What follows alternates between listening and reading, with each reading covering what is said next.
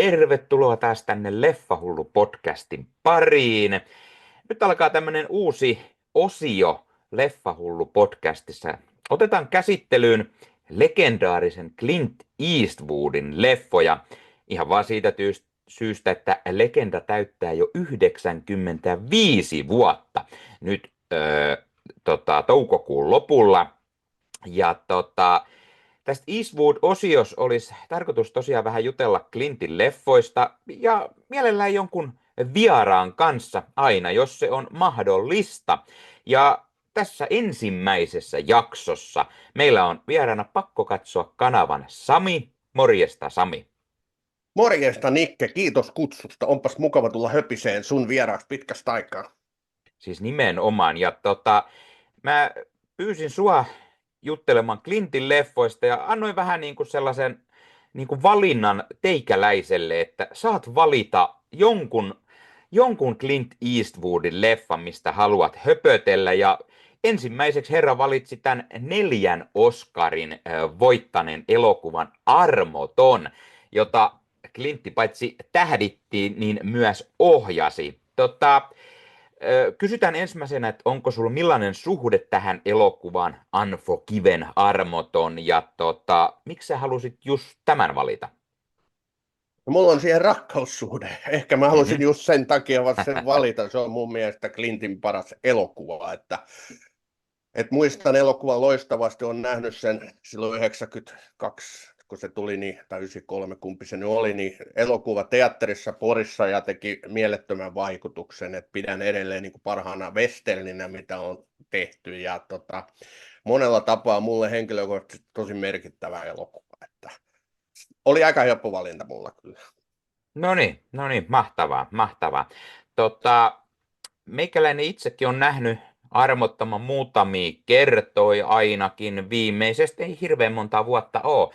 Mä mietin, että mahdoinko mä omassa podcastissa joskus aiemminkin ohimennen vähän niin kuin höpötellä pikkumietteet tästä leffasta, silloin muutamia vuosia sitten, mutta nyt kattelin taas sen uudestaan, ja onhan tää kova leffa. En tiedä ehkä, että onko herran parhaimpia leffoja, tai onko välttämättä parhaimpia westernejä. Mulla on mielessä esimerkiksi Clintin näyttelemä eräs western-leffa, mikä on ehkä se kaikkien aikojen paras, jos yhtään osaat arvata, mistä puhun. Dollaritrilogia varmaan kuuluu kuitenkin tämä. Kyllä. Dollaritrilogia ja hyvät todennäköisesti hyvät, pahat ja rumat, joo. Mm-hmm. Sen aika moni nostaa just ykköseksi, mutta mulle se ei ole niin merkittävä kuin tämä Armoton. No niin, mutta lähdetään perkaamaan sitten syitä, minkä takia Armoton on ehkä juuri Samin mieleen, ja puhutaan vähän tästä leffasta ja ehkä miten mieltä muuten noin niin kuin Clintistä näyttelijänä tai ohjaajana, ja mitä muita suosikkeja Samilla saattaa löytyä sitten herralta. Mutta koska leffa on vuodelta 1992, eli se on jo tässä kohtaa yli 30 vuotta vanha leffa, jos voi uskoa, että siitä on jo niin monta vuotta aikaa, niin me ehkä uskalletaan hiukan niin kuin juonesta spoilailla myös asioita, koska aika moni on varmasti tämän legendaarisen leffan nähnyt, mutta jos nyt ei ole, niin ei muuta kuin äkkiä katselemaan se leffa. Sami, lähdetään liikkeelle siitä siis, että Armoton. Mikä on se syy oikeastaan, miksi sä just Armottomasta tykkäät ja pidät sitä ehkä parhaana westerinä tai parhaana Clintin leffana? Yksittäissyyttä vaikea sanoa, mutta kokonaisuus ratkaisee, ja se on mun mielestä erittäin uskottava. Se on vaikuttava ja se on uskottava. Se ei yritä olla mikään tämmöinen tyypillinen pyssysankari-länkkäri, mitä siihen aikaan vielä tehtiin, ja aikaisemmin varsinkin, vaan se niin kuin tavallaan kyseenalaistaa ne kaikki kliseet, mitä westerneissä oli nähty siihen mennessä. Tässä on sanomaa tässä elokuvassa. Tämä on väkivallan vastustamista enemmän kuin ihailemista. Ja tässä niin kuin sankarihahmokin on erittäin rikkinäinen ja monella tapaa niin kuin epäsankarillinen. Tässä on loistavia hahmoja, loistavia näyttelijäsuorituksia. Tämä on tyylikkäästi tehty. Loppuratkaisu, loppukohtaus on tässä yksi elokuvan historian upeimpia. tässä nyt niitä syitä, miksi mä tämän nostan niin korkealle. Joo, ja siis Armotonhan on siitä niin kuin just erilainen westerni, että tämä on tosi semmoinen rauhallinen ja semmoinen oikein niin kuin draamapainotteinen, että niin kuin, tässä on toimintakohtauksia, tässä on pyssyammuskeluja ja näin, mutta tämä ei ole mikään semmoinen, että leffa olisi täynnä niin kuin kaksintaistelua aamun sarastuksessa tai keskipäivällä jossain salunan edessä tai näin. Ja tässäkin päähahmo Clint Eastwoodin tämä William Money on tämmöinen eläkkeelle jäänyt tämmöinen lainsuojaton pyssysankari, joka sitten on vuosia jo elänyt rauhassa kasvatellen pikkulapsia siinä. Vaimo on kuollut, joka sai hänet sitten irti viinasta ja pahoista tavoista ja näin. Ja nyt sitten tämmöinen nuori kid tulee sinne pyytämään tätä Mania mukaan, koska he jahtaa tämmöistä pari rikollista, jotka oli sitten pahoinpidellyt erästä naista ja siitä oli luvattu isoa palkkioa tämä Manihan nyt ei ollut valmis lähtemään ensi mukaan, mutta koska siitä sai rahaa ja heillä menee vähän huonosti sitten, eläimilläkin on jotain sairautta ja rahaa tarvittaisiin, jotta pystyy niin kuin elättää lapset ja näin, niin sit lähdetään tänne reissulle etsimään näitä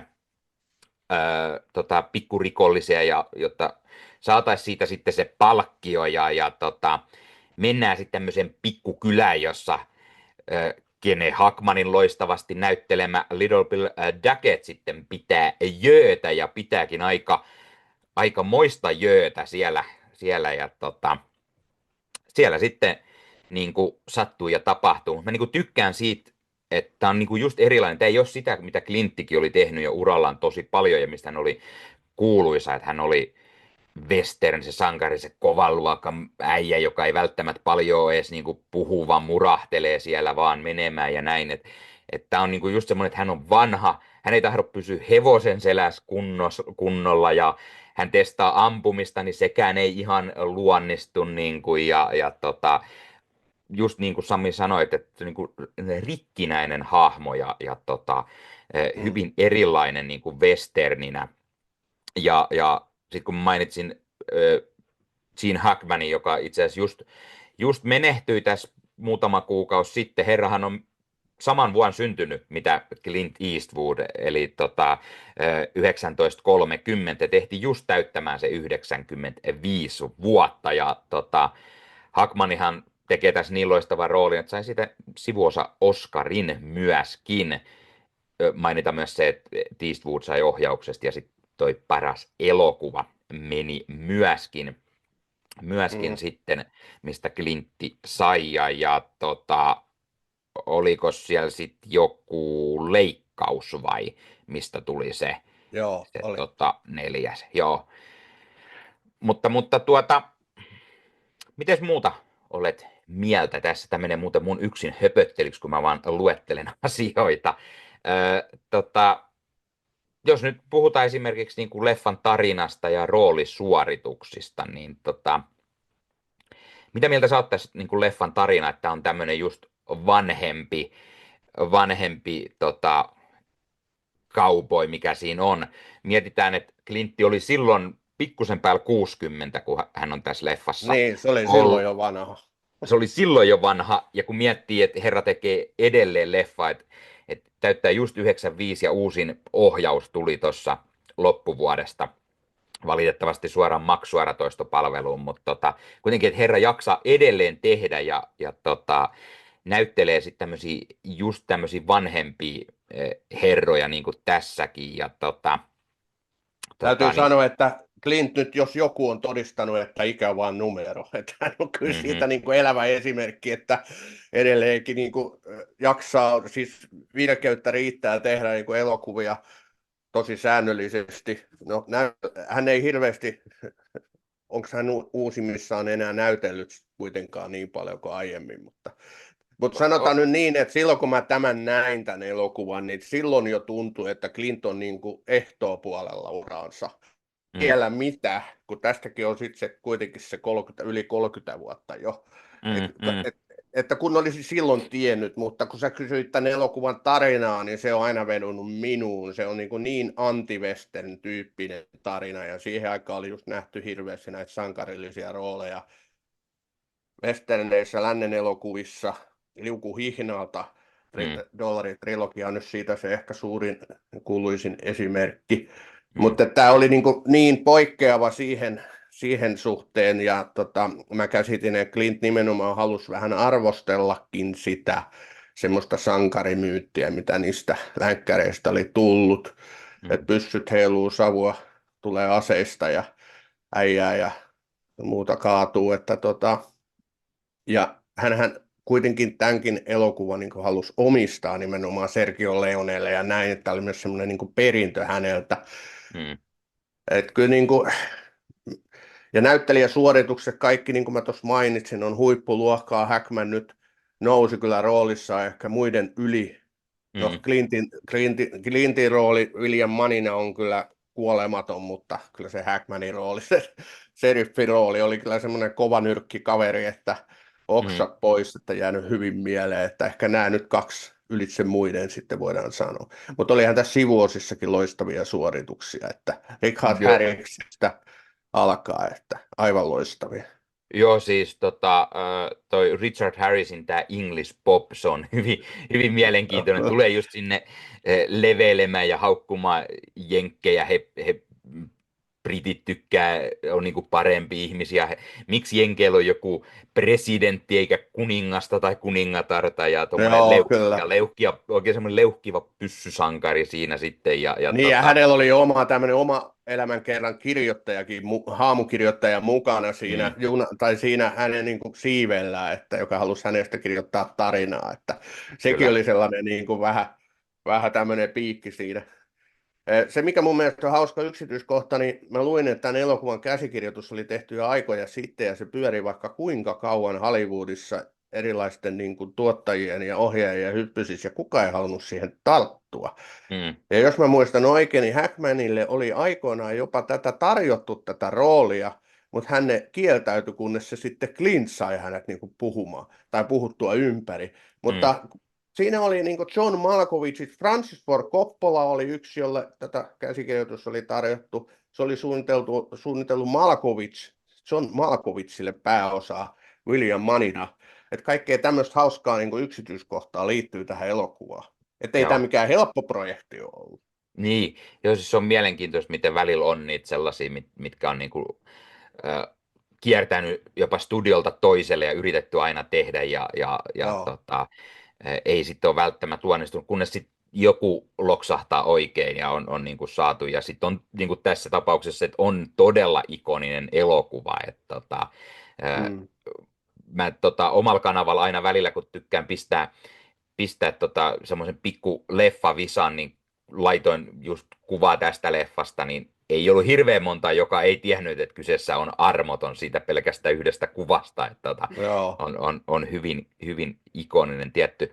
Ja Saanko mä kysyä tässä vaiheessa, että mitä sä aina. niin kuin ylipäätään tykkäät näistä westerneistä? Onko se sulle semmoinen genre, mistä sä tykkäät vai? Niin. Siis mähän on siitä aina sanonut, että mä oon outo, että mähän tykkään vähän joka genrestä. Ja kyllä mä tykkään westerneistä myös. Siellä on moni hyviä semmosia legendaarisina dollaritrilogiat tietty ja sit just luonnollisesti Armoton, joka kuuluu siihen. Mutta sitten sit aina mistä mä oon myös tykännyt on tää nopeat ja kuolleet. Se on hyvä. Sam Se on Raimi. Joo. kyllä ja siinäkin Gene Hackman, joka tekee kyllä hauskan roolin siinä, mutta se on sitä aikaa niin kuin vielä tämänkin jälkeen, kun tämä Armoton tuli 92 niin Nopeat ja kuolleet tuli vielä sen jälkeen 95, jolloin ei enää tehty niin kuin western-elokuvia juuri yhtään.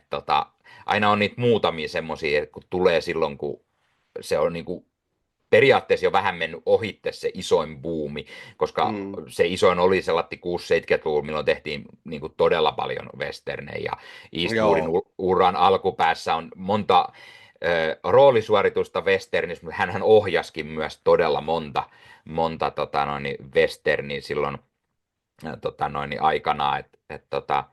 Kyllä niitä on tullut katsottua ja kyllä mä oon aina pitänyt semmoista just, että on tää tämmönen se ajanjakso jotenkin on tosi mielenkiintoinen. Tai se ei aina tietty ole se semmoinen niin kuin sama, että se on myös hauskaa, että sit kun siinä on semmoisia pieniä niin kuin twistejä, että tuossa viimeisimpänä mä oon just kattonut taas sitä Yellowstonein spin-offia, sitä 1923, siitä alkoi kakkoskausi, niin se on just semmoista erilaista westerniä, kun se on menty jo 1900-luvun alkupuolelle, että kun monihan on tietty 1800-luvun puolelle esimerkiksi, niin Mm, kyllä. hauska ja pikkusen nykyaikaisempaa twistiä siihen mukaan ja näin, mutta tosiaan kyllä lyhyesti sanottuna kyllä tykkään westerneistä ja Clintilläkin niitä on urallaan melkoisen monta. Mm.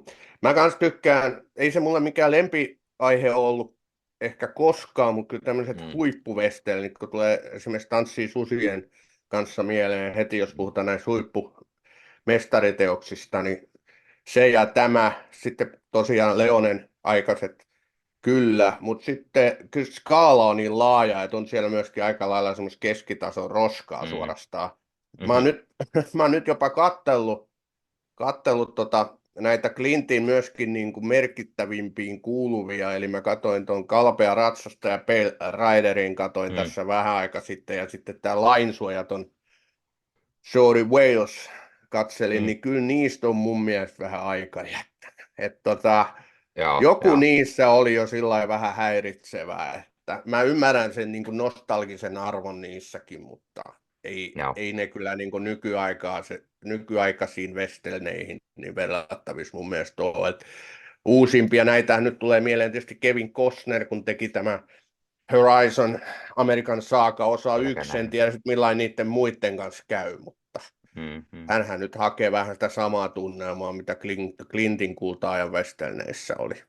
Niin, ja tekihän Eastwoodikin sen Cry Matson tuossa muutama vuosi Joo, sitten, mikä kyllä. on pikkusen erilainen, No se on joo, erilainen se on todella erilainen, kyllä. ja siinä on itse asiassa just niin kuin sä äsken sanoit, että eihän paljon näyttele, niin siinähän hän on itse myös pääosassa, minkä No hän ohjasi, siinähän niin on joo, kyllä. eihän siitä on nyt, onko siitä 4 vuotta aikaa, kun se tuli, taisi olla 21, kun se leffa tuli, niin kyllähän herra on vielä ihan viime aikoina, niin voi sanoa, niin näytellyt, eikö tossa iässä, niin kuin Samikin on, niin toi on vaan hujaus, niin Kyllä, se on vaan huijaus, joo. Ja Clint jaksaa painaa, se on aivan mahtavaa. Hänellä on se sellainen hyvin pelkistetty tyyli mun mielestä. Hän riisuu kaiken ylimääräisen visuaalisuuden elokuvistaan pois. Ja se toimii, se on myös tietynlainen tyylikeino. Ja hän tarttuu mielenkiintoisiin aiheisiin ja muu. Et mm. osaa tehdä elokuvia, totta viekö. No jos nyt pikkusen sivutaan Clint Eastwoodia ja just hänen elokuviaan, niin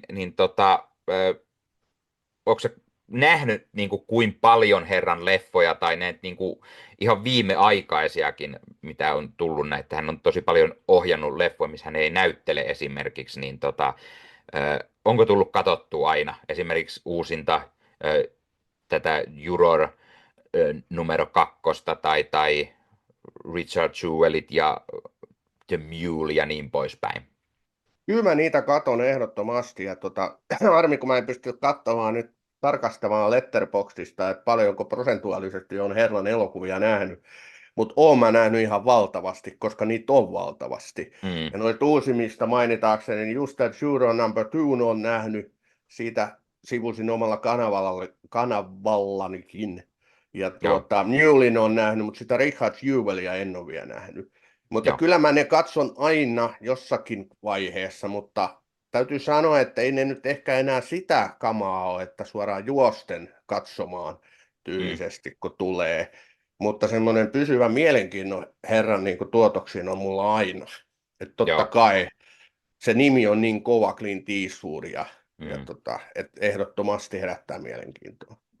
joo, siis sama homma, että muistan hyvin nuoresta asti aina katselleeni Clintin leffoja. Kyllä mä oon mä just katsoin, mitä on tullut tässä esimerkiksi 2000-luvulla, niin ei siellä ole oikeasti varmaan kaksi leffaa, mitä mä en ole nähnyt tyyliin näistä herran ohjauksista. Että kyllä aika lailla on varmaan niin kuin suurin osa nähty. Toki jos miettii koko 2000, niin siinähän on jo ihan hirveä määrä, että herrahan teki aika paljon tuossa 2000-luvun alkuvuosina esimerkiksi näitä leffoja, niin siellä on todella paljon, niin kuin, että en välttämättä ihan kaikki niin kuin niitä, mutta just ihan viime vuosien, niin kyllä on aika hyvin tullut katsottu, siellä on tietty just sellaisiakin, mitä paljon niin kuin, arvostella, että ei ole ihan ehkä parhaimpia herran leffoi. Klinttihän on uhonnut niin kuin monesti, että hän jää eläkkeelle eikä enää tee leffoja. Sitten tulee aina vielä se joku, että 2008han tämä Gran Torinon piti olla vähän niin kuin herran viimeisiä leffoja, ettei enää niin kuin tee leffoja sitten tuli pientä paluuta siinä kuitenkin sitten vielä sen jälkeen ja ihan kuten sanottu, niin viime vuonnakin sitten tuli tämä uusin, kyllä herralla on paljon tullut sellaisia, ja sitten just nimenomaan, kun hän sanoisi, vai sanoisiko hän jopa, että hän lopettaa näyttelemisen, että ohjaamista saattaa vielä niin kuin jatkaa. Ja mä tykkään tästä sit kun tuli tämä Trouble with Curve-elokuva, jonka Robert Lawrence ohjas, niin mä tykkään siitä, että se niinku, suomalaisittain se takaisin pelissä suomennos, mun tuli hyvä aina mieleen siitä, että se oli sellainen, että Clintin piti lopettaa, mutta sitten hän on taas takaisin pelissä. Hyvin jäänyt toi nimi just varmaan siksi mieleen, kyllä. Mä en ole muuten sitä nähnyt itse asiassa. Joo, joo. Mä oon se siitä jo aikaa kyllä, mutta muistaakseni oli varsin toimiva leffa Mutta sekin. täytyy sen verran sanoa Clint Eastwoodista, että se oli kasarilla jo äärettömän kova nimi. Siis Mm, että semmoiset keskiverto leffakatsojat, television tuijottelijatkin tiesi, kuka on Clint Eastwood. Ja mä muistan, kun ala-asteella opettaja ihallista yli kaiken, ja meillä oli joku juttu, mä en tiedä, oliko se sitten joku Visa tai muut, 5. tai 6. luokka, niin mä muistan, että opettaja nosti Clint Eastwoodin kuin parhaaksi näyttelijäksi kautta aikaa. Silloin se nimi on alkanut niin kuin meikäläisen aivolohkoon juurtumaan, että jos opettajakin sitä hehkuttaa ja silloin joo. tuli tietysti katsottua kaikki, tuli niin kuin likaset härit ja muut ja Mm, magnumit ja muut ja ne oli semmoista suurta, upeata toimintaelokuvia niin kuin kulta-aikaa tavallaan ja sitten mm, oli tämä western-puoli Clintillä myöskin, että mm. onhan se kova kasvo, ei voi muuta sanoa. Siis kyllä, sit kun herra alkoi tekemään, just 2000-luvulla esimerkiksi on paljon niitä Clintin ohjauksia, niin siellä on aina niin kuin todella isoja näyttelijänimiä, että moni kyllä lähtee mielellään aina, kun Clintti alkaa leffaa tekemään, ja täällä on Mm. paljon sellaisia hyvin erilaisia leffoja myös, mitä hänellä tuli niin kuin just 2000-luvulla, että hän teki tämä Isiemme liput ja kirjeitä Ivojimalta esimerkiksi ja Million Dollar Babyä, mitä tuli ja teki leffan J. Edgar Hooverista sitten on Salista tehty tarina, mikä tuli sitten tämä lentäjäjuttu ja Richard Jewellkin, mikä perustuu tosi tapahtumiin ja näin, että kyllä on niin kuin paljon laidasta laitaan kyllä leffoja, mitä herra on aina tehnyt ja tämmöisiä niin kuin, moni on hyvin puhutteleva elokuva. Moni on puhutteleva, mutta mä tykkään Clintin tyylistä hirveästi siinä, että hän ei kyllä saarnaa elokuvissa, että hän ei Mm, osoittele sormella, vaan että katsoja joutuu itse pohtimaan niin kuin suhdetta johonkin juttuun, semmoista moraalista ja eettistä pohdiskelua, että se on mun mielestä hirveän taidokasta ja se tekee siitä niin kuin nautinnollista, että hän ei tosiaan osoittele sormella. mm, on ja se niin kuin tekee semmoisen niin kuin rauhallinen tyyli myös tehdä Mm, elokuvia hänellä on uran alkupäässä just niitä westernejä, mutta niin kuin nämä uudet on melko rauhallista draamaa aika moni, mm. mitä hän on ohjannut. Vaikka niistäkin tehty löytyy aina niin kuin toimintaa jonkun verran mukana useinkin, niin silti ne pääsääntöisesti kaikki on niin kuin melkein draama-elokuvia sieltä on aina tasaisen väliajoin niin kuin pikkusen jotain tunnustustakin saanut, että löytyy Oscaria ja muutakin niin, herralta Niin, hän itseltään. osaa tämän, hänellä on se taito, että hän niin sekoittaa draaman toimintaan, ja se on mun mielestä tosi mielenkiintoinen yhdistelmä. Mm, Ettei ne niin pelkkää semmoista hidasta kerruntaa ne elokuvat ole, mutta kyllä niissä yleensä sitä räiskettäkin sitten riittää, mutta se tasapaino niissä on tosi sopiva. mm, kyllä, kyllä. Mutta jos palataan nyt tähän Armoton elokuvaan, kun siitä tosiaan lähdettiin puhumaan myös, niin sä nostat armottoman siihen niinku just niin Clintin parhaimmistoon, niin oliko sulla jotain muita niinku syitä sellaisia, miksi just armoton, mikä tekee siitä niinku todella mestariteoksen? No mestariteoksessa se muuttui siinä lopussa viimeistään. Että kun se Mani marssii sinne salunaan, siinä on se kuuluisa loppukohtaus. Mm, Ja sanoo, että nyt pelkuri tulos. Se on siis ympäri päissään se Mani. Sitten mm, alkaa se räiske ja pauke. Se on niin kuin mm, tosi vaikuttava, koska se elokuva on rakentunut niin kuin tavallaan koko ajan hiukan siihen suuntaan, että se ei tule niin kuin yllätyksenä, mutta silti se vaikutus siinä kohtauksessa niin vie kyllä niin kuin jalat alta ainakin meikäläiseltä vei. mm, Ja se on niin kuin, siinä on niin kuin Clintin se länkkäri-ilme parhaimmillaan. Se just miten hän on niin kuin niissä Leonen trilogiassakin sen hahmonsa rakentanut, niin se on mm, niin kuin toistuu tavallaan tässä, mutta se on paljon uskottavampi. Se kohtaus on hirvittävän uskottava. Ei sitä voisi oikein uskottavammaksi rakentaa, jos ajatellaan, että yksi mies vastaa, onko se kymmenkunta niin kuin pyssymiestä siellä mm, salunassa, ja tietysti sitten se Hackmanin hahmo on niin kuin mm. pisteenä iin päälle vielä.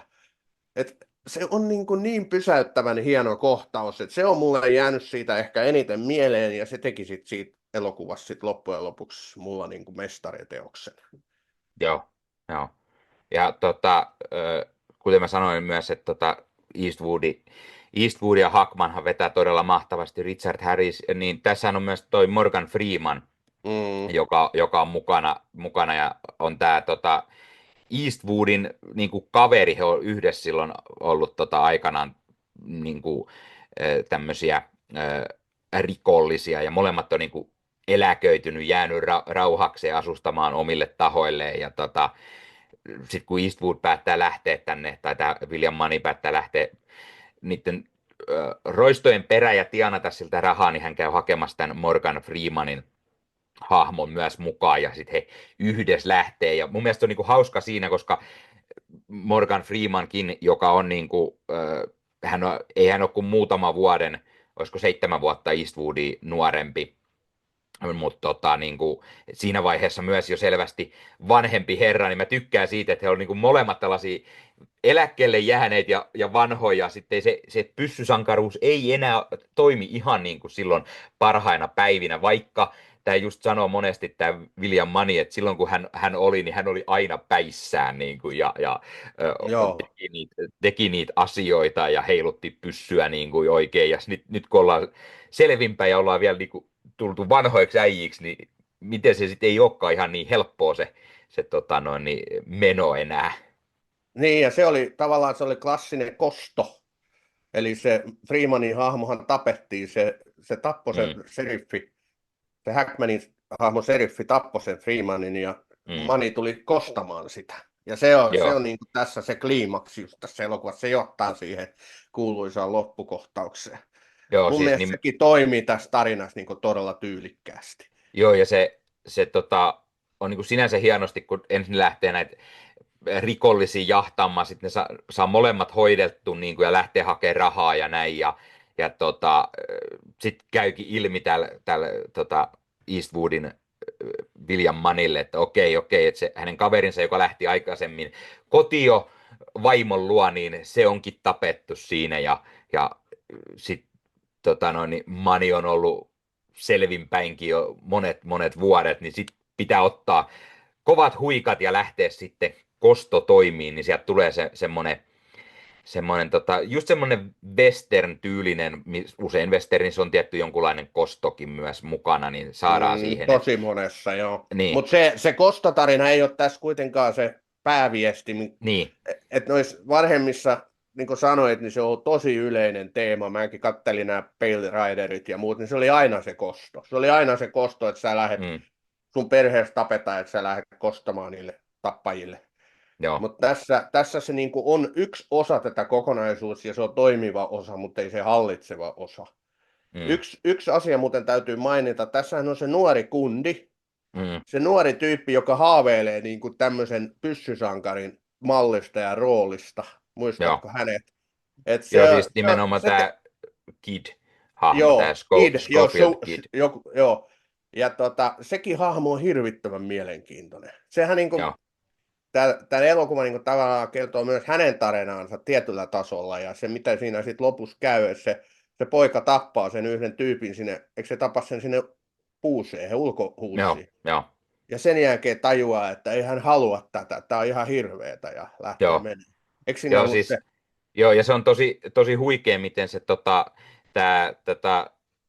Kid, jota näyttelee James Woolvet, niin hän tuli sinne hakemaan just tätä Eastwoodin hahmoa ensin mukaan, mutta kehuskeli, että hän on kovan luokan Joo, kyllä. pyssysankari ja hän on tappanut vaikka kuinka monta äijää. Ja sitten kun hän leffan lopussa tappaa tämän toisen sinne ulkohuussin, toisen näistä, miten jahdataankin, niin sitten hän myöntää sen, että ei hän oikeasti ole koskaan tappanut ja ei hitto, ei hän pysty ollenkaan tällaisiin hommiin, että Joo, hän ei enää ikinä ketään tapaa ja niin kuin näin. joo. Ja sitten se sivujuttu, mikä siinä tulee jossain vaiheessa, kun tämä Morgan Freemanin hahmo huomaa, että tämä nuori sälli, niin sehän on puolella sokea, että se ei näe kunnolla pysty heiluttaakaan, Aivan.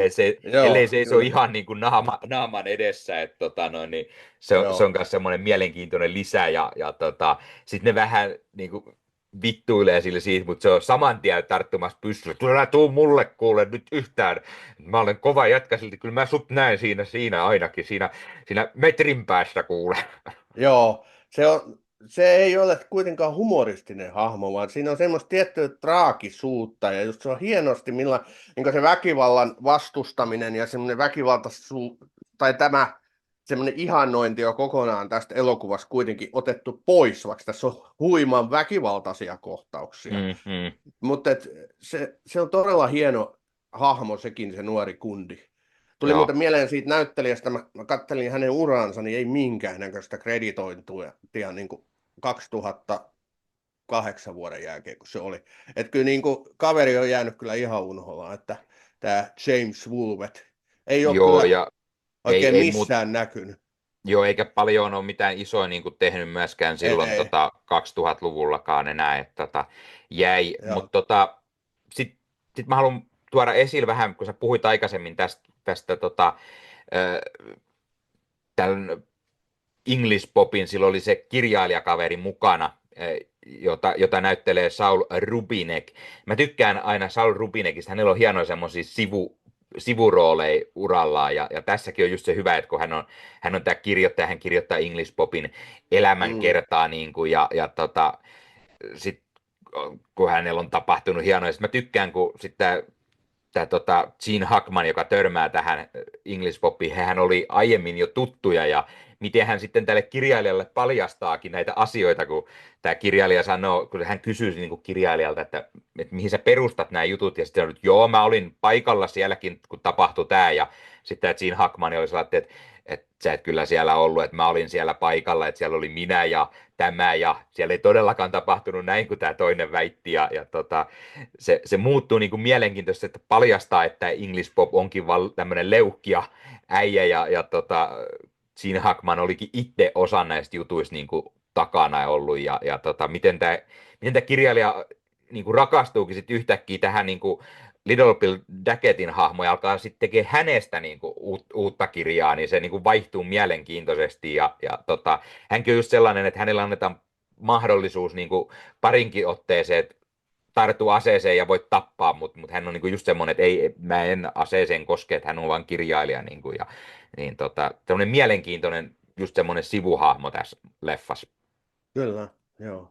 Ja tässä niitä mielenkiintoisia sivuhahmoja riittää, on niin myös niissä naisissakin on. Että No. se yksi prostituoitu, joka jonka niin kuin jutusta tämä lähtee liikkeelle tämä koko homma, kun se Mm, naama naamaviilletään ja muuta. Että tässä on tosi hyviä roolisuorituksia kyllä kauttaaltaan. Joo. Ja mä tykkään, että tässä on useampaa semmoista, vaikka tämä on western, niin tässä on niinku sekoitettu just vähän niinku useampaa genreä, kun tässä on niinku mukana just tätä draamallista puolta, semmoista hidasta rakennusta, ja sit kun tulee näitä sellaisia asioita, niin kuin ne pahoinpitelee se yhden niin prostituoidun siellä, siitä lähtee tämä koko juttu liikkeelle, mutta niin kuin miten näille muillekin hahmoilla on käynyt siinä, niin kuin joko aiemmin ennen tätä leffaa tai sitten sen aikana niin kuin tulee tapahtumaan, niin tulee semmoista vähän tragediafiilistä myös mukaan siihen, Mm. Tämä on just todella erilainen westerni niille jotka niinku odottaa aina sitä kunnon pyssyammuskelu lainsuojaton meno, niin tämä ei ole niin semmoinen, vaan tämä on just semmoinen Ei niinku, ole, joo. tämä on just semmoinen draamallinen, ja tämä on just semmoinen, miten voisi kuvitella, tai niin kuin voisi kuvailla, niin tämä on semmoinen Oscar-elokuva, Kyllä. ei se nyt yhtään ihmettele, että silloin aikanaan voitti myös parhaan elokuvan Niin ja se ei Oscarin. ole mitenkään yleistä, ei ole edelleenkään, että westernit voittelee Oscareita. Että Ei. tämä ja Tanssii susien kanssa ja joku 30-luvun kolmas pätkä taitaa olla ne ainoat western niin genren elokuvat, jotka on jotain Oscareita vienyt. Mm, Ja kyllä, tähän joutui Clintti vakuuttelee esimerkiksi Gene Hackmanille sitä, kun Hackman ajattelee, että tämä on niin väkivaltainen, että tähän voi synnyttää vaikka Amerikan kouluissa mellakoita, jotain mm, tämmöistä, niin kuin, että aseväkivalta lisääntyy, mikä joo. oli siihen aikaan ihan aito huoli, on se vieläkin, mutta siihen aikaan varsinkin, niin Eastwoodhan oli vakuuttanut Hackmanille, että tämä ei ole väkivaltaa ihannoiva, vaan päinvastoin sitä arvosteleva elokuva, että se Mm, pääviesti on siinä, ja niin kuin mä oon tässä aiemminkin sanonut, niin siinä kohtaa se toimii todella loistavasti. kyllä, kyllä. Tämä on siinä mielessä vähän anti-western, jos voidaan On, ajatella. kyllä, hyvin sanottu. Tämä on just semmoinen, että tämä on hyvin erilainen, mutta silti tämä moni mieltää tämän niin kuin just ikonisimmaksi tai ehkä parhaaksi western-leffaksi. Kyllä, niin Ainakin, kuin minä. Se on niin, niin kuin 90-luvulla vielä, mä lähdin katsomaan niin kuin ihan perinteistä pyssysankarimättöä, tämmöistä westerniä, ja se, mikä vaikutuksen tämä elokuva kuitenkin teki, vaikka se oli tavallaan kaikkea muuta, mm, niin kyllä se niin kuin toimi meikäläisessäkin. Siis, oho, nyt mulla kaatuu täällä näköjään valolaite. lavastukset. Lavasteet kaatuu jo. Joo, aivan. Että mutta näin. Pointti tuli varmaan selväksi. Kyllä. Mutta siitä huolimatta, että tämä on hyvin erilainen westerni, tämä on todella mahtava leffa. Onko sinulla jotain muuta, mitä sä haluat mainita vielä armottomasti? Mä mainitsin sen, että mä en ole tätä kattonut vuosikausiin. En varmaan niin kuin yli 10 vuoteen ole tämän pari niin kuin palannut. Ja vähän niin kuin pelottaa tai mietityttää, että uskallanko mä, koska tämä oikeasti on mulle niin tärkeä elokuva. Mm. Että onko tämä sitten sellainen, joka olisi kuitenkin kestänyt aikaa. No sä sanoit, että sä katsoit tämän nyt just, niin miten se sulla? Muuttiko se jotain, tämä uusin katselukerta? Öö, En mä tiedä välttämättä muuttiko se, mutta tämä on just se, mitä mä sanoinkin, että mä en muistanut, että kuin rauhallinen elokuva tämä on. Mulla joskus menee niin kuin osa western-leffoista vähän niin kuin sekaisin, ja mä esimerkiksi just tämä Nopeat ja kuolleet, mitä mä mainitsin, mä vähän No sekoitin se Gene ei ole Hackmanin, rauhallinen. ei, ja mä sekoitin vähän Gene Hackmanin sen leffan roolihahmoa tähän, Okei, mulla meni, ja sitten kun mä katsoin tätä leffaa, niin mä ajattelin, että hetkonen, että se taitaa olla Nopeat ja kuolleet, mistä Gene Hackmani tekee niin kuin tämä on tämmöinen ja tekee näin ja näin niin kuin mielessäni ajattelin. Ja, että ei hitto, se ei olekaan tämä leffa. Ja sitten kun tämä leffa eteni ja näin, niin mä ajattelin, joo, ei tämä ole yhtään se, mitä mä niin kuin sen Hackmanin hahmon osalta niin kuin miettisin ehkä. Että jotenkin jäänyt ehkä se mieleen. Voi olla, että mä katsoin senkin sitten sellatti tässä muutamien vuosien sisään on kattonut, niin voi olla, että se sekoittui just sen takia mm, tähän näin, mutta sitä mä mietin just ennen kaikkea, että mä en muistanut, että tämä on niin rauhallinen draama-elokuva. Osittain just ehkä siksi, että koska tämä on westerni, niin se on se, mitä on jäänyt mieleen. Western-leffa, Clint Eastwood, aina kaikki hehkuttaa, kuin kova armoton on ja näin. Niin sitten jotenkin se jäi semmoinen, että ai niin, tämä olikin näin rauhallinen leffa. Ja tämä niinku rakentaa sitä melko rauhakseen sitä niinku tarinaa. Sitten kun tässä alussa nähdään just ne rikolliset, kun ne viiltelee sitä yhtä prostituoitua, mistä lähtee tämä koko tarina liikkeelle, siinä menee tosi pitkään ennen kuin siihen tulee semmoista niinku seuraavaa actionia. Se on niinku todella Mm. rauhallisesti rakennettu draama-elokuva. Ja en mä sano siis missään tapauksessa sinänsä, että se on huono asia. Se vaan tuli taas itselle yllätyksenä, koska mä en niin kuin muistanut Armoton, vaikka se hyvä leffa on, niin mä oon nähnyt sen vaan joku muutamia kertoja. Mulle ei heti tullut se semmoinen, että ai niin, tää oli niin kuin jopa näin rauhallinen draama-elokuva. Joo, okei. Okay. Mutta kyllä mä tälle elokuvalle takulla annan taas yhden tilaisuuden lisää. Palaan tän ääreen varmaan tässä. Mä meinaan tilasin just Blu-rayna tuli tämä kotiin, Mm, että kyllä täytyy niinku tsekata ASAP. joo, joo, Kyllä. mäkin mietin, että olisiko pitänyt käydä 4K-levylle ostamassa, mutta en niin kerinnyt sitä niin kuin tekemään tähän hätään, tai ei ollut semmoinen, niin, niin vuokrasin, vuokrasin tämän elokuvan Prime-videosta, ja siellä oli 4K-laadulla, niin oli kyllä todella Loistavaa. hyvä Joo. kuvanlaatu, että tykkäsin kyllä tosi paljon, ja että on niin kuin hienosti tehty päivitys sellatti just tätä päivää varten.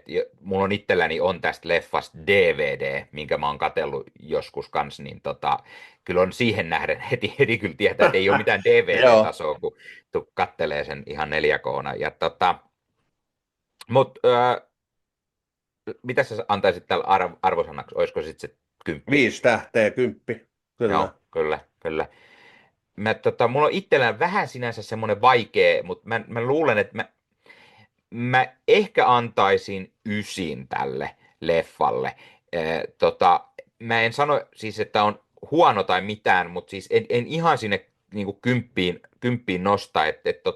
Ehkä se, että tästä vähän jää se semmoinen, just se semmoinen niin kuin tyypilliset western-leffa. Tää ei ihan semmoinen, mä olisin ehkä Inasen vielä enemmän kaivannut sitä pyssyjen heiluttelua tähän näin niin kuin mukaan.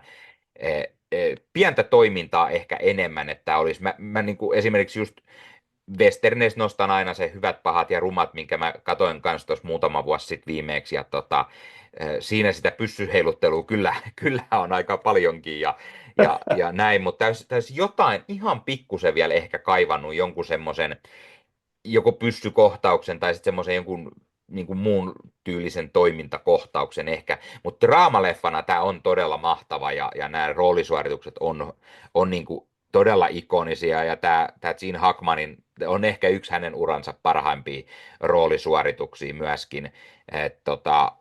Ainakin näiden Friends Connection-leffojen niin kuin lisäksi, että tulee heti mieleen, niin kyllä tämä on ehdottomasti herran parhaimpia roolisuorituksia ihan ansaitusti sai kyllä Oscarin tästä sivuroolista, mitä hän tässä vetää.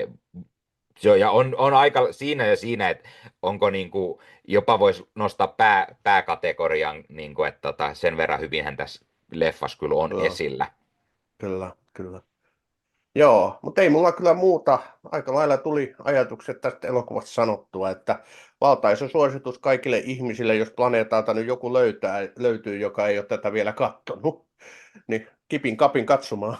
Siis kyllä, ehdottomasti suosittelen myös tätä ja laittakaa he kommentteja, Kyllä. jos olette nähnyt, mitä olette mieltä, tai jos ette jostain syystä ole ikinä nähnyt, ja nyt tuli semmoinen fiilis, että te haluatte nähdä, niin kertokaa myös se, että hei, teille höpöttelyt niin oli semmoisia, että teki mieli ruveta katsomaan. Toki varmaan spoilannut jo aika paljon, jos Joo, kyllä. noin, niin et ollut nähnyt, ja tämän jälkeen vasta sen kattelet.